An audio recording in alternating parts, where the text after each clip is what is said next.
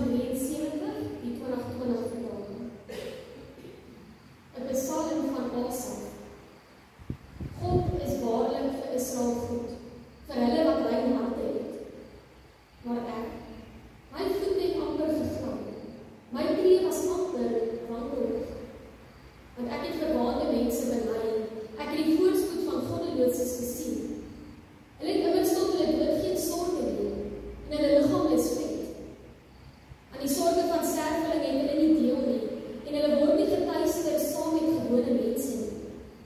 Daarom versier hoogmoed hulle nekke, bedek 'n kleed van geweld nie. Van vet peel hulle oë uit, die versinsels van hulle hart oorskry alle perke.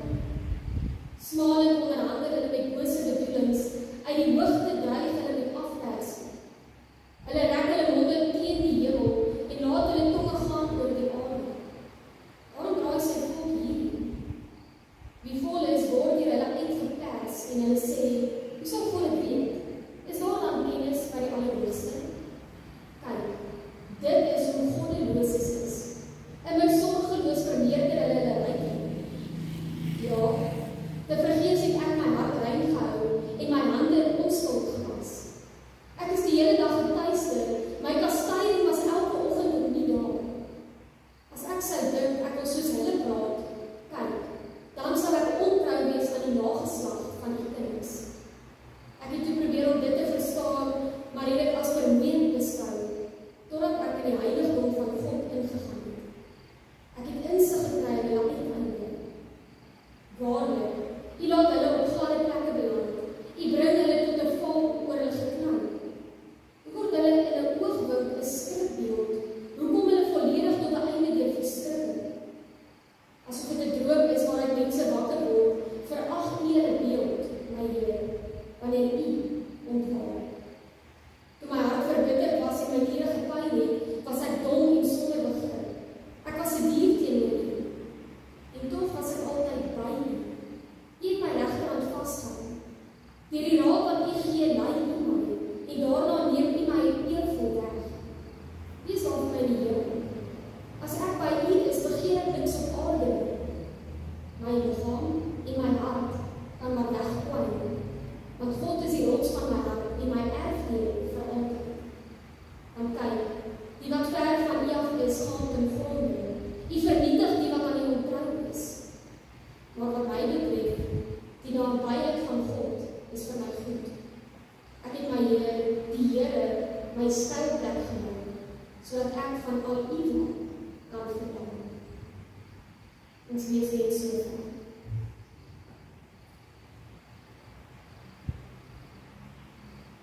Geliefdes, daar's 'n ou Afrikaanse gesegde wat ons almal baie goed ken. Die gesegde sê, die gras is altyd groener aan die ander kant. Ons sê dit gewoonlik wanneer ons hier oor die muur kyk, na iemand anders se lewe, se sukses, se familie, se ja. Want dit lyk altyd vir ons of dinge aan daardie kant baie beter, baie mooier en baie makliker is as aan ons kant. Wanneer ons so oor die muur loer na iemand anders se lewe, dan lyk dit of ander mense minder sukkel, minder vra het en minder trane stort as ons. Dit lyk amper asof hulle lewe gekleed is met kleurvolle kleur, terwyl ons lewe maar vol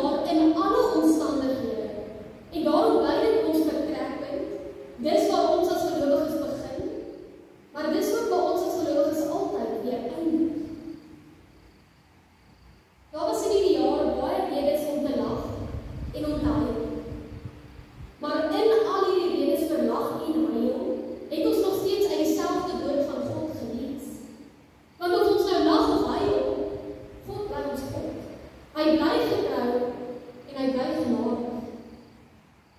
En alles wat ons hierdie jaar moes deurmaak, is ons keer op keer weer herinner aan die beloftes van God, wat hy deur Jesus Christus vir ons kom waarmaak het. Want in Jesus Christus se geboorte, in sy kruisiging en in sy opstanding, was God getrou aan die beloftes, wat hy reeds in Genesis met elkeen van ons omsluit het. Dit maak daarom nie saak hoe swaar hierdie jaar was, hoe onregverdig dit by tye gevoel het nie, want niks van ons ellende kon ons skei van God se liefde of van die versorgende vaderhand van God nie.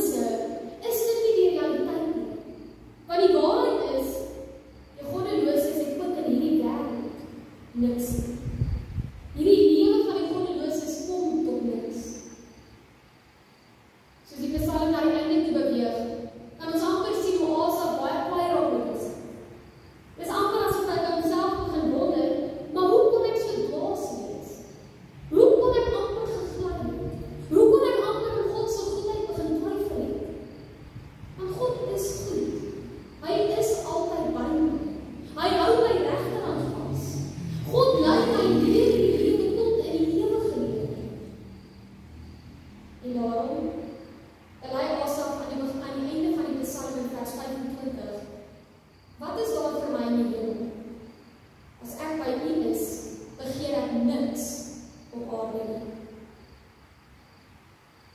Psalm 73 is uiteindelik 'n reis van elke gelowige. Dit wys vir ons die reis van ons lewe, van ons jaar. Want daar is lyding, daar was lyding oor ons pad in hierdie jaar. En dit kon maklik maak dat ons tunnelvisie kry. Dit het partykeer gemaak dat ons vergeet van die groter prentjie. Die groter prentjie van God se almagtigheid, van sy teenwoordigheid, van sy goedheid. Maar dit is juist dan, in ons tunnelvisie, wanneer die Here ons weer teruglei na wie hy is, teruglei na sy woord, teruglei na die beloftes wat hy reeds vir elkeen van ons kon vervul.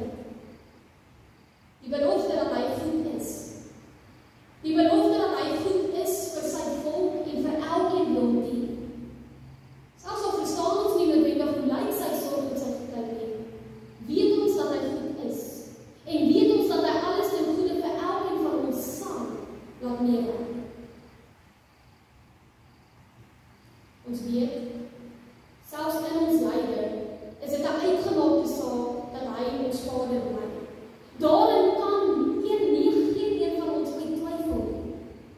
Want aan die einde van alles, aan die einde van die jaar, aan die einde van die week, bly elkeen van ons se grootste belydenis dat dit goed is vir ons om naby aan God te wees. Ten spyte van ons lyding, ten spyte van ons verlies, ten spyte van al die uitdagings in ons pad, weet ons is naby aan God. Weet ons dat hy ons regterhand vashou. Weet ons dat hy ons gelei het. Geliefdes, wanneer ons vandag op die laaste Sondag van 2025 terugdink oor die jaar, dan het ons nog steeds nie al die antwoorde. Daar is nog steeds 'n klomp vrae wat oop bly. Dinge wat ons seer gemaak het. Dinge wat ons nie regtig verstaan nie.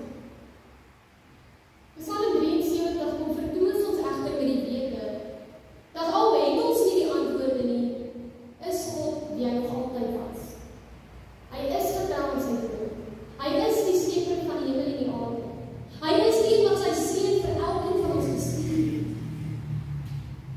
Ons weet daarom dat die ewige lewe, die ewige hoop, ons ewige troos, lê in hom wat naby was deur alles.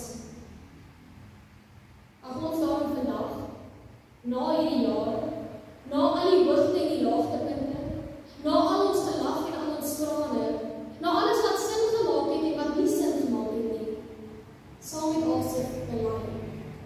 Vir my is dit goed om naby God te wees. Nie omdat die jaar maklik was nie, maar omdat God getrou was. Nie omdat alles uitgewerk het soos wat ons wou nie, maar omdat hy ons nooit alleen gelos het. Die gras was dalk by tye droog. Die jaar was dalk by tye swaar. Maar God was daar. Hy het ons regterhand altyd vasgehou. Hy het ons gelei en hy sal ons ook in die nuwe jaar aanhou lei. Laat ons daarom hierdie jaar afsluit, nie met vrees vir die onsekerheid van 2026 nie, maar met die vertroue. In Christus het ons reeds alles. En dit is vir ons goed.